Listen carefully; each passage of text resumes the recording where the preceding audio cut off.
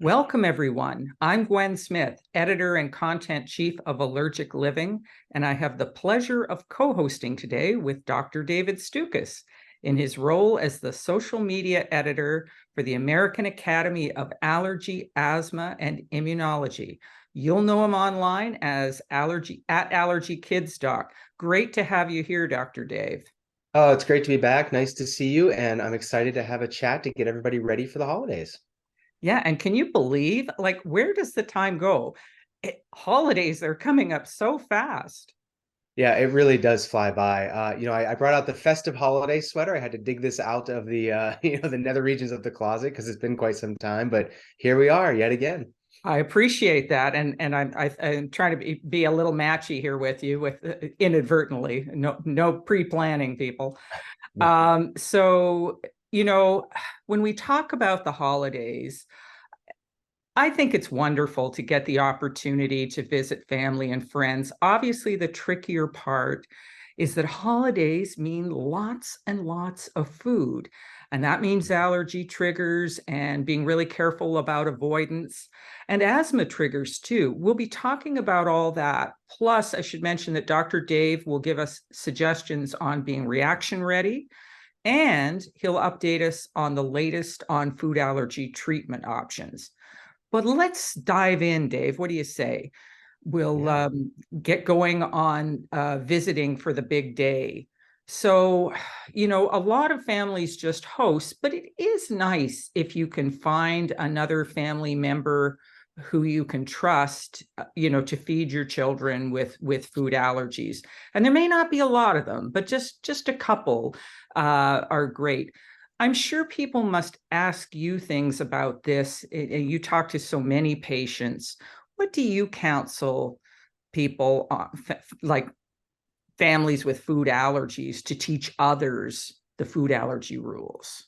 I actually had this conversation twice today already with families that Really? I care for. Yeah, so it's a challenge, as you know, and a lot of the folks watching right now. Unfortunately, it's a burden that a lot of people and families with food allergy have to deal with, where they're the source of information for other people in their lives, and it's not because other people don't want to help or don't want to be useful. It's just they don't know. They've never had to deal with it before, and I always like to have people remember what it was like when they were first diagnosed with having a food allergy their child was, and the steep learning curve involved with that. So I just go back to that, and I usually say just keep it basic, focus on the fundamentals. And my child is allergic to these specific foods, or I'm allergic to these specific foods. What that means is I have to be very careful not to eat it. If I were to eat that food or my child eats that food, I could become very sick. It's probably going to happen relatively fast, but it could make me, have anything from hives to difficulty breathing to vomiting, or I may pass out. So I need to make sure that I read labels. I need to always know what ingredients are in the food that I'm going to eat or my child's going to eat. And I really need your help in making sure that this stays safe so we can enjoy the holidays along with everybody else. So kind of start, set the stage there and then leave time for questions and back and forth. I think that's great. And a tip that I would have as somebody who lives with multiple food allergies too is start early. Don't try to Mhm. start, don't be trying to do this the day before Thanksgiving, so make sure you have laid some groundwork. And you're probably not going to trust that many people, for instance, to feed a child, but there are, you can come across those trusted family members. And the mobile phone is a great tool these days. We all share so many pictures, but you can share pictures of labels. If maybe it's your sister who's cooking for you and you want to say, well, here's the kind of pre-basted turkey that's safe for him because there's no dairy in it. Or you might suggest a specific food. Ask them to save labels so you can just have a look when you get there. And always try to, I think that as much as we don't want allergies viewed as an inconvenience, we want them treated seriously. I think that people are going out of their way. It is a learning curve, as you're saying. So I think we have to be appreciative when they're making the effort. And I always offer to bring something. I usually offer to bring something tricky like a dessert, because those are kind of a minefield for allergens, certainly the top ones. Yeah, Um, I couldn't agree more. And for folks watching, well, a couple of things back to the phone comment. One, you can share this conversation if you want. Allergic Living has amazing resources. The American Academy of Allergy, Asthma, and Immunology has a whole library of great information surrounding food allergies and intolerances. Or back to your point about communicating ahead of time. It's one thing to have this conversation, in the days leading up to the event. It's another to have it at the dinner table when they're passing a food, saying, "Wait a minute, does that have milk in it? Because I'm yeah. allergic to." That's not an ideal time to have that conversation at all. So you're right. Let the people help you, but you have to communicate ahead of time. And I found, because we've dealt with, we've done so many articles over time at Allergic Living, and we've dealt with, literally hundreds of families. And I find most people find with the littler kids, it might be helpful, especially we see so many kids now with multiple food allergies, might be good to prepare something for them and bring it along. I'm a big fan of prepared, not scared, and hovering in the kitchen is one of my qualities as well. But I will be helpful. I try to be helpful. So I think that does do something. But one of the things about the holidays is, gosh, I mentioned at the outset, there's so much food, and Mhm. everybody likes to put out their favorite goodies and snacks, etc. If your child is constantly being, offered things, it might not be the host, but maybe some other well-meaning adult who just doesn't get it. What do you counsel people to do about that when they're, going to be that in that environment and they don't want to be leaping in at every second? But it is tricky. You want to keep your child safe. That's number one. Yeah, there's so many variables at play. One is what's the age of the child? What are they allergic to? What's the size of the gathering? Who's going to be there? What's their understanding of food allergy? Where's the food going to be stored? Where are your kids going to be? Where are you going to be? I mean, that's just the tip of the iceberg. So there's 1,000 what ifs that we can never answer till sometimes you're actually in the moment. So I like to have folks really focus on controlling what they can control. So you can control the conversations you have with others. Let them know my child is allergic to these. Please don't give them anything to eat without running it by me first. Depending upon the age of your child, you can control, them taking food from others. And kids with food allergies or who have food allergies do a really great job as they get older, really understanding that things aren't safe unless they double check things and read the ingredients and talk to their parents. So it's going to be different management based upon how old they are. And frankly, unfortunately, for some of the younger ones, you may be better off just having them in your sight at all times, just to make sure that nothing like that happens. But yeah, there's a lot of nuance here and so many variables to consider. With the keeping them in sight, we do find that it's helpful if there's like maybe another parent or who you trust, or an auntie or someone, so that it's not just about you as the allergy mom. So you might even get to relax and have an hors d'oeuvre yourself. But yeah, because the work is a lot. But yeah, I think that I like to say be prepared, not scared. So Mhm. try to find those workarounds, and it can make just a huge difference. And now, and it does get easier. That's the other thing, because people with the younger kids, I think they have to realize that, as you say, your kids get better about being sort of able to say no, because it's hard for children. A lot of parents that I know, they will train their children, you can only take food from mom, dad, and auntie so and so, and then that's a way. And you kind of give them permission to turn down an adult, which they don't have in other areas of life necessarily, but here you kind of give them the carte blanche to do that, right? No, I agree. Right. Yeah. It is just, it's important to have that conversation. But and I love what you keep going back to is, be prepared, not scared, because that's what this is about. We want people to enjoy this time of year. We want to enjoy the time we have with friends and loved ones. And we want to reduce the anxiety as much as we can. So really focusing on things that you can control and then try to enjoy yourself. And to what you said earlier as well, until you actually have that first experience, a lot of people don't have the confidence knowing what they're capable of doing. And then you get that first one under your belt, and you can just build from there. So yeah, go for it, and start small if that would be helpful. Now, truth is, reactions can happen, even with the greatest preparation and maybe everybody really trying their hardest. Sometimes there's an accident and there's an exposure. what do you tell people about those situations and using epinephrine, and why it's not really a scary medication as some people think? Yeah, you're absolutely right. To the best, everybody can prepare and plan as best you can, but accidents still do occur. So always having medication available. And epinephrine is the treatment of choice for, anything that progresses beyond, say, skin symptoms or one part of the body. So anaphylaxis can occur pretty fast, usually within minutes, less than an hour after eating something that you're allergic to. And anytime you think about using epinephrine, we recommend go ahead and use it. It's very safe. It works very quickly. It makes people feel better right away. I've heard too many stories of people saying, "Well, I was too nervous to use it because of the needle," and then they sit there for an hour or two before they actually feel better. It doesn't have to be that way. So hopefully you can have these conversations with your own individual allergist, and they can walk through some of the nuance. But yeah, it's a medicine that works really, really well. And I'd just like to attest to that as somebody who's had to have epinephrine for anaphylaxis. It makes you feel so much better. And I think that's a piece that, when we talk a lot about the needles and so forth, but we kind of miss that piece, is that, a reaction is scary for the person having it, and the poor mom watching usually too. So, if you can get that done and done quickly, you're just gonna, make it that much better. So being ready for that. Now, what about some relatives don't really get that food allergies are serious? Um, would you share photos of a child's reaction? Probably not the day of, but do you find that helpful, or what do you do on that? I hear differing points of view on that. Yeah, it all depends on the situation. There are folks out there that they just don't believe a whole lot of what's going on in the world today from a reality standpoint, and they Yeah. have their alternate versions of reality. And those folks, it may not even be worth the conversation. You're not going to get through to them.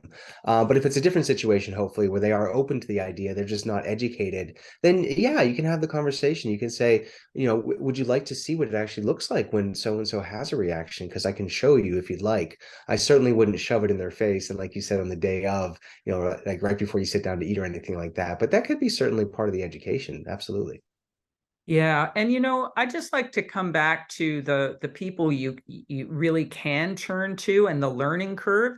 I can tell you, my own sister went from, because I have adult onset allergies, she went from, can't we order the Thai food and you will pick out the shrimp and the peanuts to, I mean, she was finding like some phenomenal free from a bakery in the other part of town that I'd never even heard of, and kind of went that extra mile. And people will do it, but they don't live with this every day.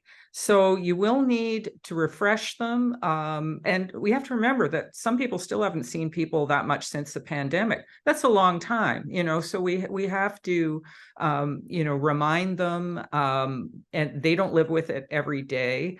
What do you think about that, and just the trying to have a good time and not miss out? I mean, this is life after all.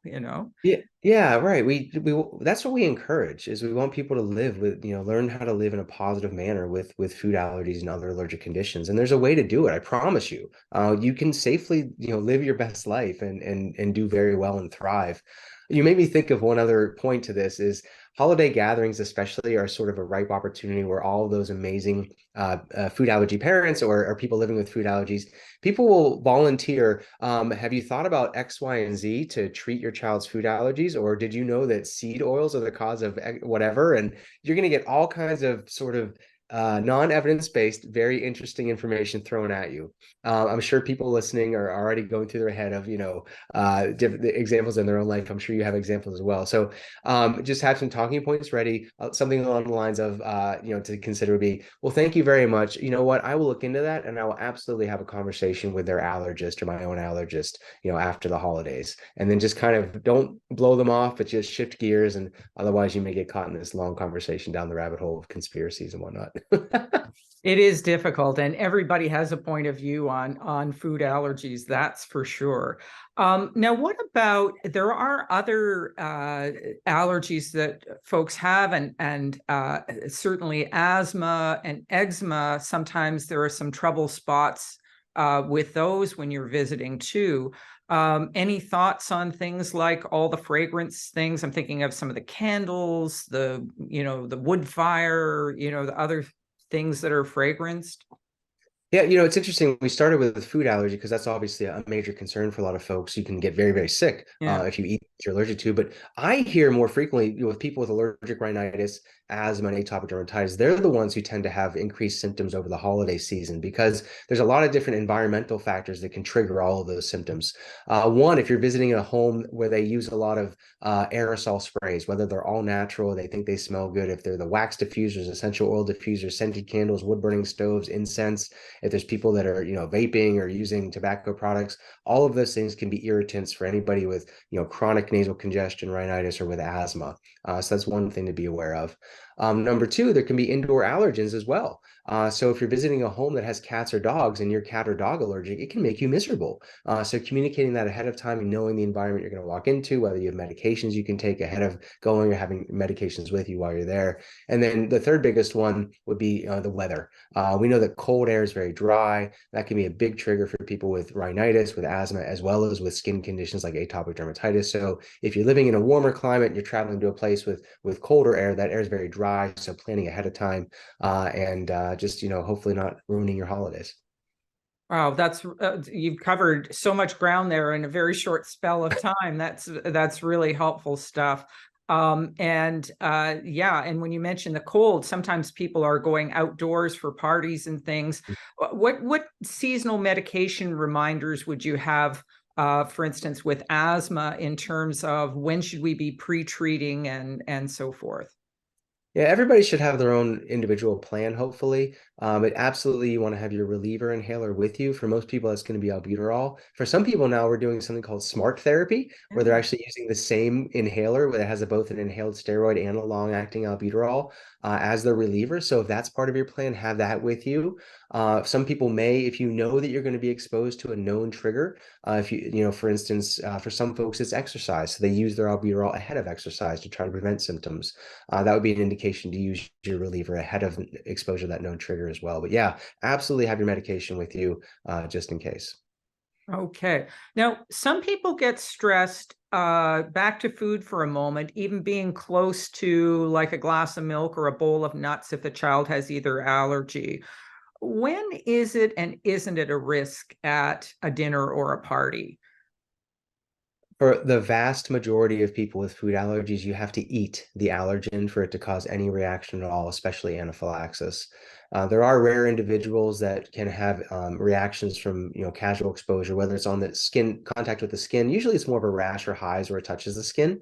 As for younger children, there's always the concern if it's on their hand, they may transfer it to their mouth. But these are a lot of dots that have to connect for that to happen. And then there are some individuals that do experience respiratory symptoms that they're exposed to their allergen when it's been aerosolized. So this typically means you have to like steam it or fry it on the stovetop. Often we're going to see this with seafood or sometimes with milk for those with milk allergy. But these individuals really are the exception and not the rule. So for the vast majority of people, being near your allergen is not going to cause any problems whatsoever. And that's where one of the most powerful and important parts of my job is when we do these proximity challenges in the office, and I see people that are they're honestly gripped with fear. They think they're going to die if their food allergen touches their skin, and we work oftentimes over an hour or so just to get to the point where we can put small amounts on their skin and demonstrate to them that nothing bad is going to happen. And if you're out there watching this or listening, you think you're one of those individuals, please talk to your allergist and talk about how you can better understand your own personal risk. I think that's really good counsel. I mean, for someone like me, I don't really want to be in the room if they're steaming shellfish because I have a risk for that. The only thing I would add is I think that's a really great thing to know and find out. Um, There is a comfort zone thing, though, I think, when you're at something like a holiday party. So I don't think it's probably a big deal for Auntie to put away the nut bowls or Grandma not to put them out. So, that can sometimes help people just feel almost just a little more comfortable knowing there aren't smears and things. But I do love that proximity point for understanding. And I know we did an Ask the Allergist question with that with Dr. Scott Sashur, and he got into some of the detail of when you do and when you don't have to worry about that. And I do believe you guys have some resources on proximity as well, don't you, on the Quad AI site? Yes, yeah, for anybody interested, go to the it's 4A's AAAI.org website. There's a whole library of information. Another thing I should point out, and I don't point it out often enough, people need recipe ideas when they're dealing with food allergies. Look at allergicliving.com/recipes. We do top 9 free and very tasty recipes there. And I know we have 78 for Thanksgiving and more for holidays and pies and squares. And Dave, when we used to do this on Twitter, you'd be going, oh, on the Oh yeah, that's my favorite part of the Twitter chat. Yeah. yeah, that's the part we miss from the Twitter chat. But anyway, looking ahead, I mentioned at the outset that we would talk a little bit about some things related to treatment. People are always thinking and hoping on food allergy treatments. What can you tell us? What's the latest on things like oral immunotherapy and on SLIT, the sublingual treatment? Yeah, so oral immunotherapy and sublingual immunotherapy are allergen specific, and these are offered by many allergists in practice. There's only one product approved by the FDA in the United States. That's for peanut oral immunotherapy, but a lot of folks are just using food to help this. What this is this is a daily intentional exposure, either through ingestion with OIT or under the tongue with SLIT, where every single day you take a very small prescribed amount of the food you're actually allergic to. And then over time, you gradually build up that amount until you reach this maintenance dose, which you stay on for essentially years or potentially lifelong. But we'll talk about next steps in a second. And over time, what this does is it sort of resets the immune system and recalibrates it. So the amount that's needed to cause a reaction increases while you're receiving the therapy. It is rarely a cure, which means that for most people, when you stop the treatment and you go a period of time without exposure, you revert back to being allergic. Some people can start to eat more of their food while they're receiving that daily treatment, but not everybody can. And for everybody, it's important to understand sort of the trade-off. So there's risk, benefits, and expected outcomes. The risk would be every single time you're exposed to that allergen, you could provoke an allergic reaction. So we have to onboard families and make sure everybody understands that this risk that's involved. We try to lower that risk by having consistency with the dosing, having a full stomach, making sure you're not missing any doses, adjusting the doses when people are sick with a fever, things like that. And we generally don't recommend exercise for about 2 hours after the daily dose. Oral immunotherapy has been used in practice for much, much longer than sublingual immunotherapy. The research looking at SLIT is looking better and better, but it's not nearly as widely available as OIT. So that was a very, very fast, like 90-second description. This requires oftentimes, a very long conversation with shared decision-making, understanding each individual's risk, why we're pursuing the therapy. We want people to be successful with it. And there's a whole lot of other sort of side effects we need to worry about, but that's sort of the gist of it for those. I'll pause there to see if you have any follow-ups, and then we can talk about other options. No, I think that's, you did a great job of just giving us a little snapshot of it. And people are asking questions like, is SLIT as effective as OIT, and can you get it for various allergens, or is it all peanut now, or what can you tell us on that? Well, yeah, so SLIT is not nearly as widely researched or known in regards to outcomes. There was some recent research in young children, actually, that showed that when they received SLIT for peanut for several years, that some of them were actually cured of their allergy, not everybody. And it was much better tolerated compared to oral immunotherapy, but it's still very early in understanding. So there's really, we're unable to do direct comparisons between the two just because we have an overall lack of evidence. There has been a shift in recent years of considering things like oral immunotherapy for younger children, starting around 12 to 24 months of age, because we may have a window of opportunity to try to change the immune system if we started earlier and maybe even cure some of those children compared to if we started later in life. So this is an evolving area. In case you can't tell, I have this conversation about 16 times a day with families. So that's why you got it down to a science. Yeah. Oh, yeah. And then, but it's also changing. So what we talk about now is going to be different 6 months from now, and it's going to be different a year from now. So it is, and anybody who says, well, my allergist told me this 3 years ago, well, it's all changed. all for the better, as a matter of fact. So continue to revisit this with your own personal allergist, and really, it's an exciting time. Yeah, and there's more stuff coming. Some of the biologic treatments that are in research, we know we'll be hearing more about those soon, and I know we'll be covering that at Allergic Living, and I'm sure they'll be talked about more also at the Quad AI meeting coming up in February. So anyway, Dr. Dave, thank you so much for sharing all these great thoughts today. I'd remind people to follow at quadai.org on Instagram, and also look for the website, and to follow Allergic Living on all our platforms too.